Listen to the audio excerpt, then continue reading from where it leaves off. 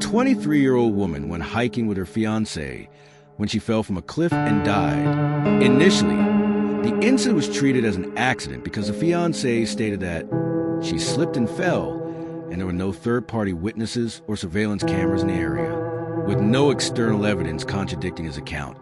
It appeared to meet the conditions for an accidental fall. However, the woman's family developed strong doubts about the explanation, and a reinvestigation was eventually launched. During this reinvestigation, multiple inconsistencies were found in the fiancé's statements.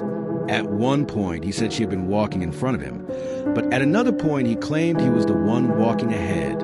His description of what he saw at the moment she fell also shifted, lacking consistency.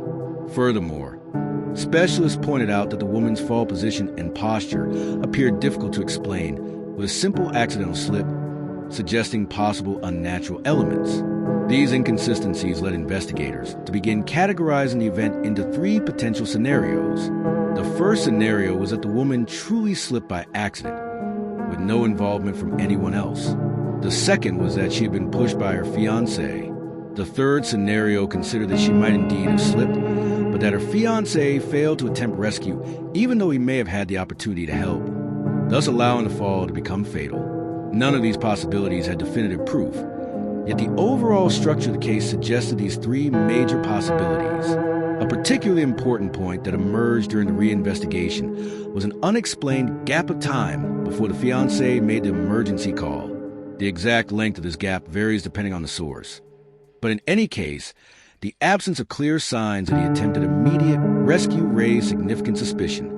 This point contained some speculation, but it was one of the factors that kept investigators from ruling out other possibilities regarding what he might have been doing during that time. Meanwhile, the victim's family remained dissatisfied with the initial conclusion and continued to demand further review. As investigators repeated on-site analyses and rechecked statements, they found more and more reasons to doubt the accident explanation. Ultimately, authorities concluded that there were too many inconsistencies to dismiss other possibilities, and the fiancé was arrested. At this point, the case took an even more unusual turn. What makes this case particularly rare is that it proceeded to trial despite the absence of definitive evidence. In most homicide cases, material evidence is present. Signs of pushing, physical struggle, or injuries that prove external force. In this case, however, there was no direct proof that the fiancé pushed her. The trial was built almost entirely on circumstantial evidence. Contradictions in his testimony, details of the scene, the lack of rescue attempts, and the unexplained time gap before he called for help. A trial relying solely on circumstantial evidence is highly unusual, and the judgment reflected this tension. While there was insufficient evidence to definitively prove intent to kill, the possibility that he failed in his expected duty to rescue her was treated seriously. Our independent analysis of the case concludes that there were no third-party witnesses or surveillance footage. The fiancé's explanations contained numerous contradictions. The circumstances of the fall appeared unnatural in several respects.